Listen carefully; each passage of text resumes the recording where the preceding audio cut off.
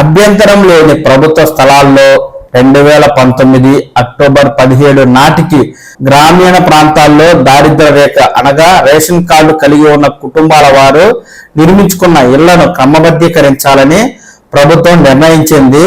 ఈ మేరకు ప్రభుత్వం జీవో నెంబర్ 30ని కూడా జారీ చేయడంతో జిల్లాల్లో ఆక్రమించుకున్న ప్రభుత్వ స్థలాల్లో ఇల్లు నిర్మించుకుని ఇళ్లలో ఏళ్ల తరబడి నివాసం ఉంటున్న కుటుంబాలను అధికారులు గుర్తిస్తూ ఉన్నారు. నిబంధనల ప్రకారం అర్హులకు ఇళ్ల స్థలాలను అధికారికంగా కన్వేయన్స్ డీడ్ మంజూరుకు సిద్ధం చేస్తూ ఉన్నారు. పట్టణాల్లో 2 సెంట్లు, గ్రామీణ ప్రాంతాల్లో 3 సెంట్లు స్థలం ఇచ్చేలా అర్హులను గుర్తించేందుకు సర్వే జరుగుతుందని రెవెన్యూ అధికారులు చెప్తున్నారు. నిబంధనలు: బీపీఎల్ కుటుంబం వార్షిక ఆదాయం 1,20,000 ఉండాలి. ఇది గ్రామీణ ప్రాంతాల్లో వరకే. ఇక పట్టణ ప్రాంతాల్లో వార్షిక ఆదాయం 1,44,000కు మించి ఉండకూడదు. వ్యవసాయ భూమి 10 ఎకరాల లోపు ఉండాలి.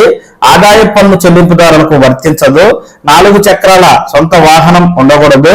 జీవితంలో ఒక్కసారే ఉచిత ఇంటి పట్టా ఇచ్చేలా విధి విధానాలు రూపొందించారు. పట్టాలు: అర్హులకు 150 గజాల లోపు డి పట్టా జారీ చేస్తారు. 2 ఏళ్ల తర్వాత ఉచితంగా రిజిస్ట్రేషన్ చేస్తారు. 10 ఏళ్ల కాల పరిమితితో ఫ్రీ హోల్డ్ హక్కులు కల్పించేలా కన్వేయన్స్ డీడ్ ఇస్తారు. 151 గజాల పైన ఉంటే లబ్ధిదారులకు ప్రాథమికంగా భూమి విలువలో నిబంధనల ప్రకారం నిర్ణీత ధరకు కేటాయించి 2 నెలల్లో నగదు ప్రభుత్వానికి చెల్లిస్తే లబ్ధిదారుడి పేరిట ఈ యొక్క స్థలాన్ని కేటాయిస్తారు.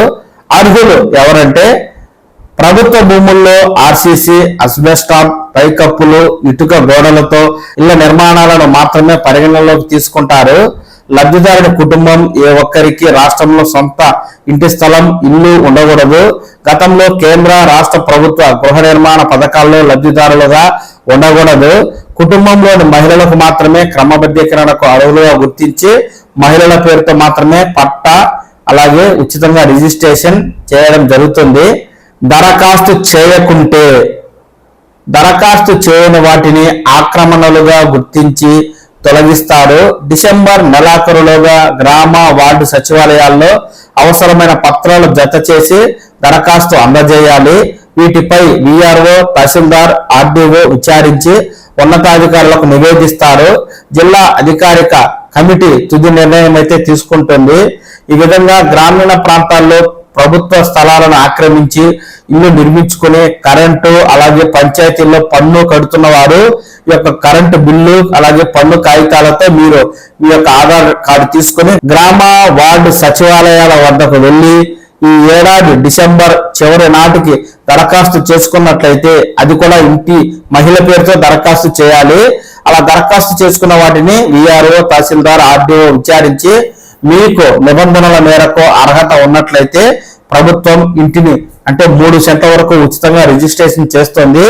3 సెంట్ల కంటే ఎక్కువ స్థలం ఆక్రమించి ఇల్లు కట్టుకుంటే అక్కడ స్థానికంగా ఉన్న ప్రభుత్వ భూముల విలువను బట్టి కొంత ఫీజును వసూలు చేసి ఈ మేరకు ఆ ఇంటి స్థలాన్ని ఆ మహిళపై రిజిస్ట్రేషన్ అయితే ప్రభుత్వం చేస్తుంది. దీన్ని దృష్టిలో ఉంచుకుని ఏడాదిలోపు దరఖాస్తు అయితే చేసుకోండి.